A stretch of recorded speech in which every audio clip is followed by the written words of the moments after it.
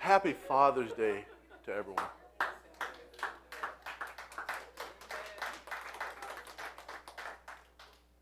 We have a lot to cover today, and I was seriously, hopefully we can get, normally there's probably 20 slides for a sermon, maybe 130 for this one.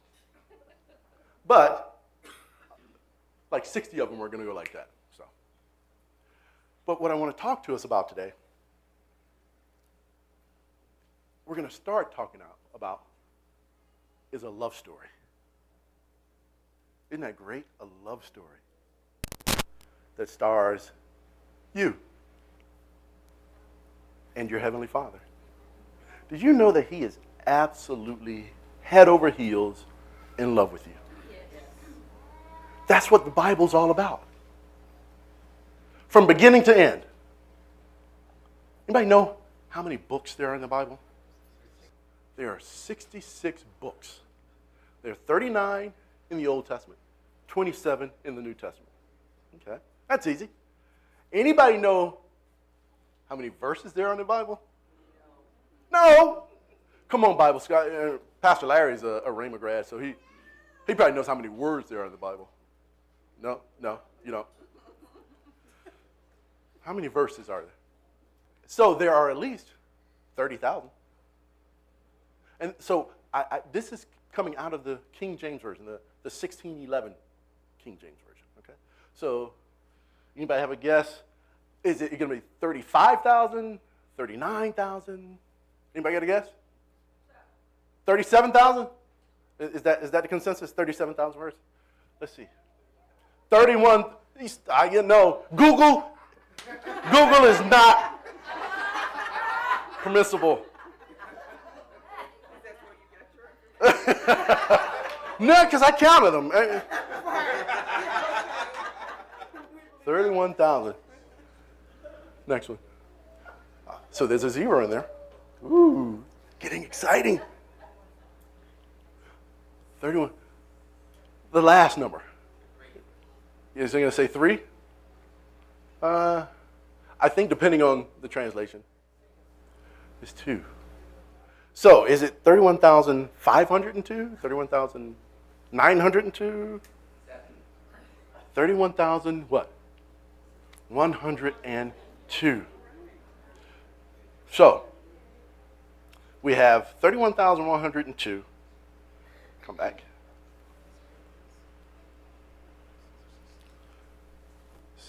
31,100. 23,000 in the Old Testament. Almost 8,000 in the New Testament. I love numbers. I'm a numbers guy. Show me the next one. So 66 books, 1,189 chapters, 31,000 verses, all starting at Genesis, talking about Dad's love for you,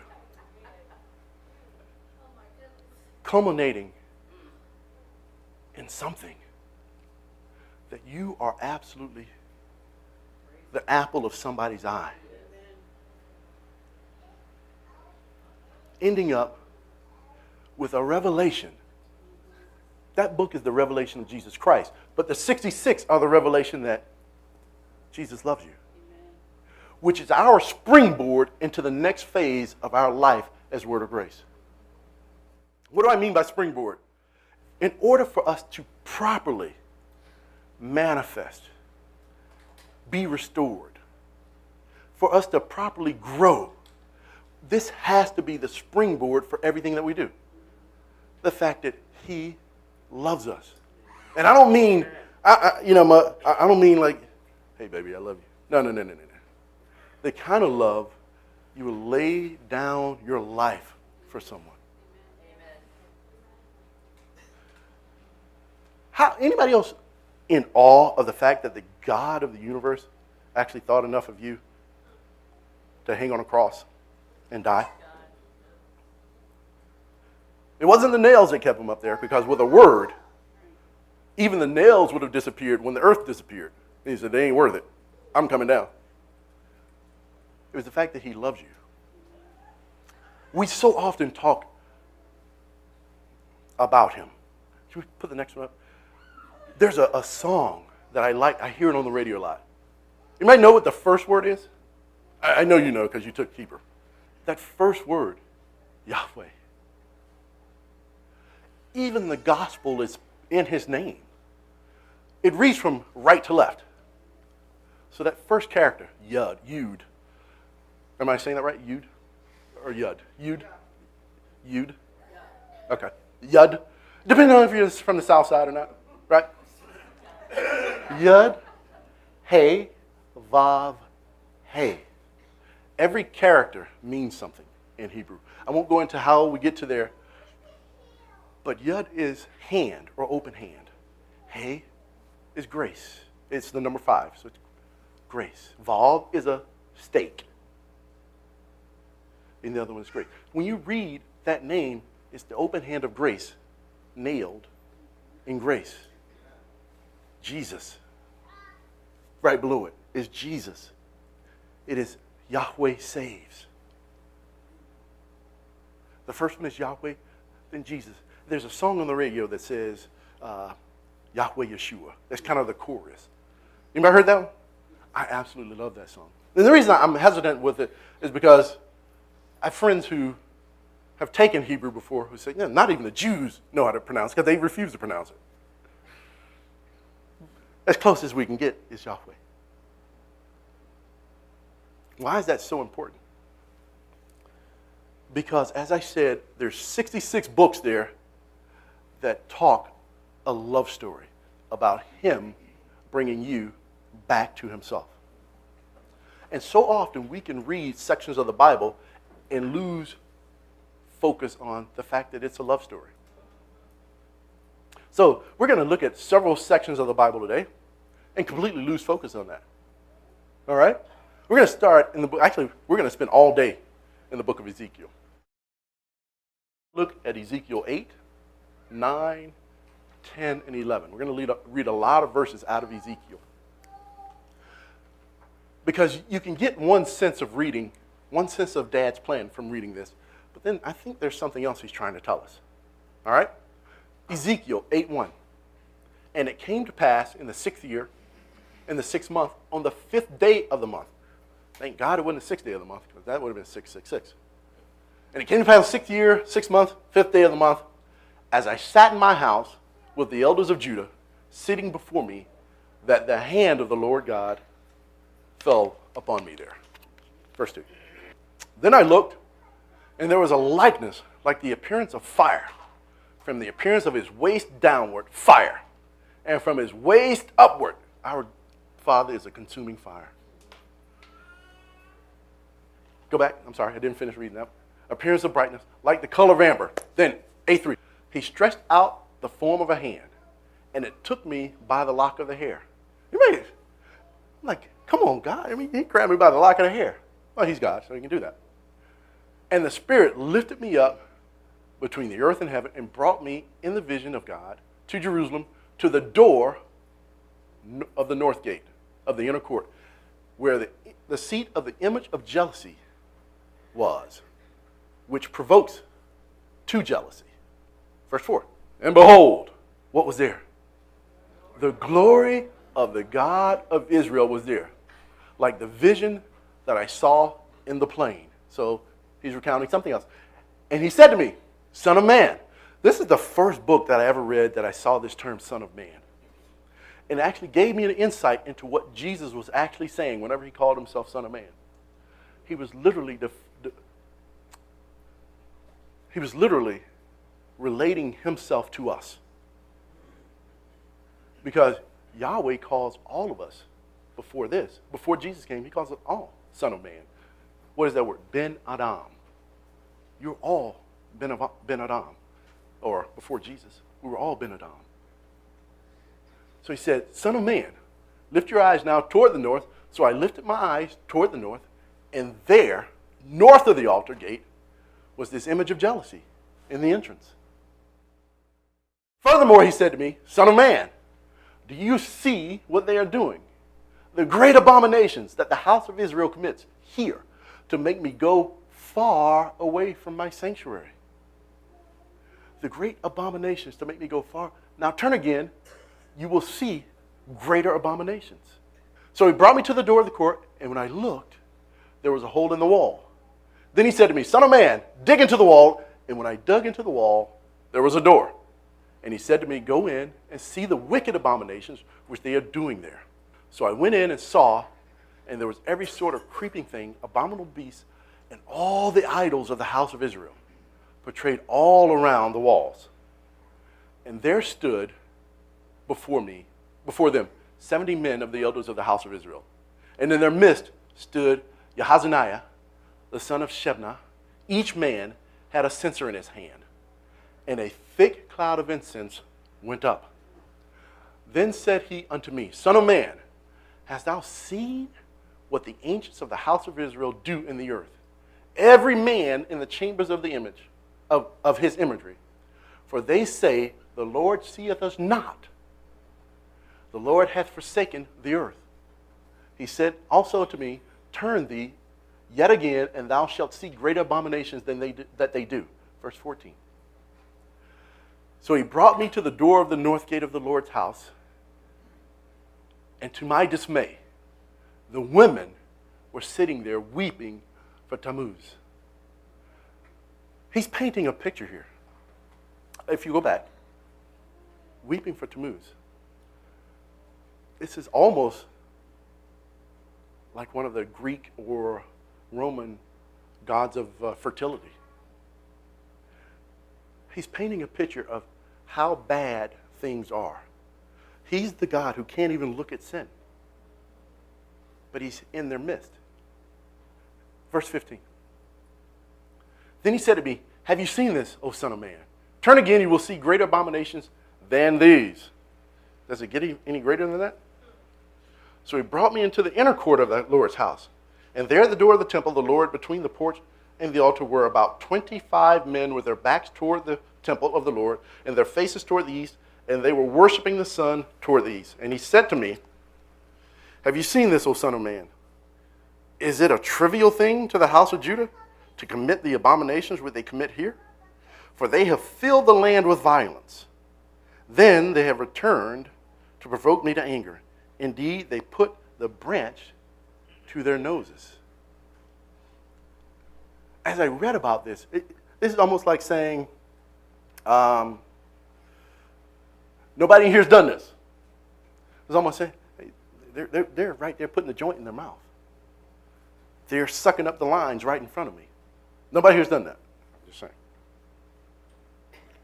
Therefore, I will also act in fury. My eye will not spare, nor will I have pity. And though they cry in my ears with a loud voice, I will not hear them.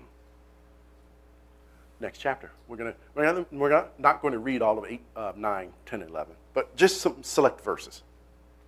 Then he called out in my hearing with a loud voice, saying, Let those who have charge over the city draw near, each with a deadly weapon in his hand. Verse 3, we're going to skip one.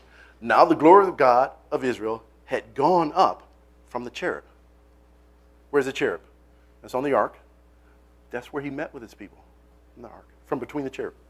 Now the glory of God of Israel had gone up from the cherub, where it had been, to the threshold of the temple. And he called to the man clothed with linen, who had the writer's inkhorn at his side. Verse 4, And the Lord said to him, Go through the midst of the city, through the midst of Jerusalem, and put a mark on the foreheads of the men who sigh and cry over all the abominations that are done within. We're going to skip down, drop to verse 9.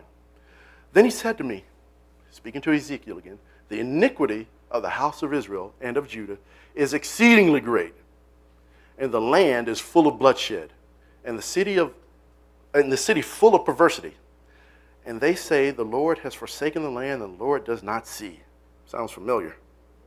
And as for me also, my eyes will neither spare, nor will I have pity, but I will recompense their deeds on their head. Just then, the man clothed with the linen, we spoke about him earlier in the chapter 9, who had the inkhorn in his side, reported back and said, I have done as you commanded me. Chapter 10, verse 1. And I looked, and there in the firmament that was above the head of the cherubim, there appeared something like a sapphire stone, having the appearance or the likeness of a throne. Then he spoke to the man clothed with linen and said, "Go in among the wheels under the cherub, fill your hands with coals of fire from among the cherubim and scatter them over the city." And he went in as I watched. Now the cherubim were standing on the south side of the temple, where the man went in, and the cloud filled the inner court. And the glory of the Lord went up from the cherubim, paused over the threshold of the temple. So it paused over the threshold of the temple. And the house was filled with a cloud, and the court was full of the brightness of the Lord's glory. And the sound of the wings of the cherubim was heard even in the outer court, like the voice of the Almighty God when he speaks. So his presence is still there, even among all of the abominations that's going on. His presence is still there. And the cherub stretched out his hands from among the cherubim to the fire that was among the cherubim, and took some of it and put it into his hands of the man clothed with the linen, who took it and went out. I'm going to skip all the way down to verse 18. Then the glory of the Lord departed from the threshold of the temple and stood over the cherubim. Chapter 11, verse 1. Then the Spirit lifted me up and brought me to the east gate of the Lord's house, which faces eastward. And there at the door, the gate, were 25 men, among whom I saw Jaazaniah, the son of Azur, and Pelatiah, the son of Benaniah, princes of the people. Let's drop down to verse 22. So the cherubim lifted up the wings with wheels beside them, and the glory of the God of Israel was high above them. And the last verse, verse 23, and the glory of the Lord went up from the midst of the city and stood on the mountain, which is on the east side of the city.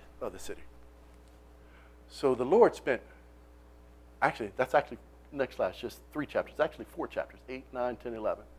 4 chapters, over 70 verses, describing something that's going on. And without knowing that these 66 books are all about our Father and his love for us, you can get the wrong impression from it. It is an accurate account of what happened. But you've got to look at it different. Let's pull out some key verses. The key verse out of 8:4, the glory of God of Israel was there. Next, chapter 9. Now the glory of the God of Israel had gone up from the cherub where it had been to the threshold of the temple. Next one, 10:4. He paused over the threshold of the temple. And chapter 11, he stood on the mountain. It's easy to think that all he's talking about right there is the sin of the people. But what he's telling you is, I don't want to leave. I do not want to leave my people. He left from in the middle of the cherub, came above them, then went to the gate of the temple, then stood on a mountain. I don't want to leave my people. And he put that there for us. He put that there so we'll know how much he didn't want to leave his people and how much he has no intention of ever leaving you. Why? There was no eternal sacrifice for them, but there has been an eternal sacrifice for you. See, these people, they were in a disposition where their sin separated them from God and he could have no contact with them. He said, that's not a way I want to exist with my people. I'm going to take all of their sin and dump it on Jesus Christ. And I'll never have to leave them. That is not a license for you or for me to go out and sin. That is a license for you and me to act in righteousness constantly. That is a license for you and me to say, he'll never leave me, nor will he forsake me. Which is key for this period of growth for us. Why? Regardless as to what you do, your standing with him is secured. And regardless as to what you do, the power and authority that he's placed on the inside of you, you have to use it for the good of mankind. I'm not going to say there's no other purpose for you being here. There's no other purpose for me being here. But our primary purpose is to represent and represent Christ to the world accurately and honestly, and to do it without any thought of condemnation, to do it without any thought of guilt. Amen. Again, this is not a license to sin. Jesus Christ was not made manifest just so you could have a license to do what you want to do. He was made manifest to destroy the works of the devil. And then he threw the baton to you. He threw the baton to me. And we have to be able to act this out. Knowing, again, 11, how many verses total in the Bible? 31,000 total verses? That's 31,102? He spent a lot of real estate describing something going on. And if you look at the forest, if you look at the tree and don't take a step back and look at the forest, you'll miss the image. The image was, I didn't want to leave them, and I don't have to leave you. I'm never going to leave you. What does that mean? What does that mean? I don't care how you feel. I don't care how backslidden you may think. You may be thinking. You still have the spirit of the resurrected Christ on the inside of you. Amen. And the devil will do everything he can. He will whisper whatever he has to in your ear to get you to forget that and to walk away from it.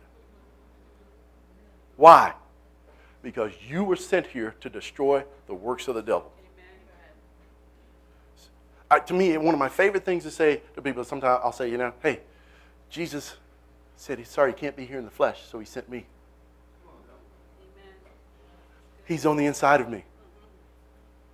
So when you lay hands on someone, when you speak a word of blessing, you speak it with power, with authority. That's who you are. You speak it with dunamis. And hell has no choice but to yield to it. Have you ever seen a fight between light and darkness? No. Because when light shows up, darkness is like, I'm out.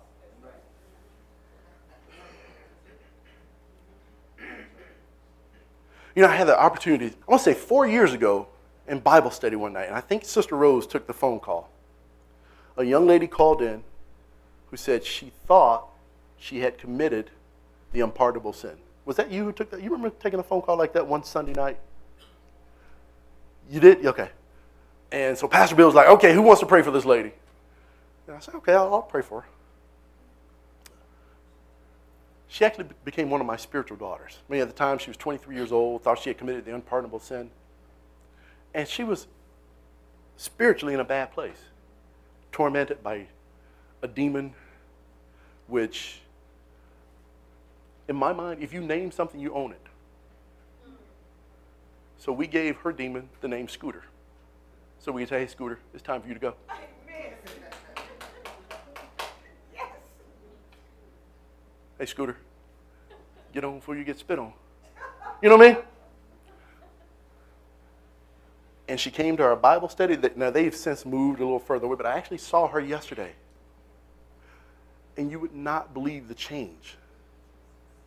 But it's because of the environment that this congregation creates here.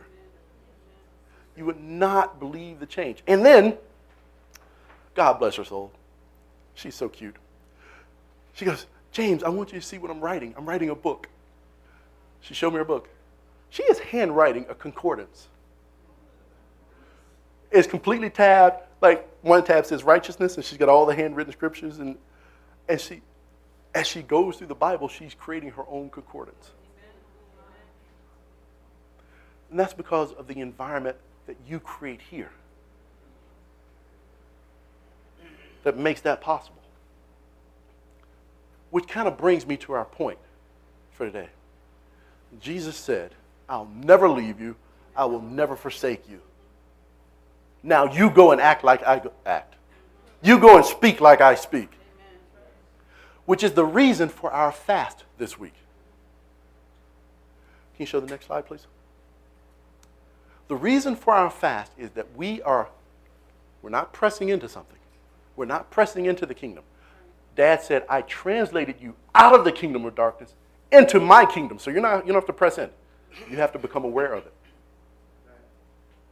You simply have to become aware of it. So, as we fast this week, Our fast is not just a denial of food or sweets and meats and dairy products. It's not just that. This is prayer and fasting. Why? Because we have to be consciously aware of him, not only him on the inside of us, because you're really aware, when you're praying in tongues, you're really aware of him on the inside of you, but he rests upon you. Everywhere you go, he's in you for your benefit, but he's on you for the benefit of everyone you come into contact with. And then there's a few verses that I want us to focus on. Why just, and it's not many of them. There's only like 11 verses. This is not a I'm going to conquer the Bible fast. No. We're not trying to conquer something. We're trying to become aware of someone. Why? In 2008, when I was diagnosed with MS, all of my friends, all of my family, everyone went through all these MS sites and bought books. I have books on multiple sclerosis that I've never opened because they would send them to me. I'm, oh, thank you so much. Every time I thought about multiple sclerosis, I read Isaiah. Every time I thought about it, I went to Proverbs. My son, attend to my words, incline your ear to my saying. Let them not depart from your heart. Keep them in the middle. Keep them in the eyes. Let them not depart from your eyes, because they are life and health. Isaiah 53 says, he was wounded, he was bruised. By his stripes I am healed.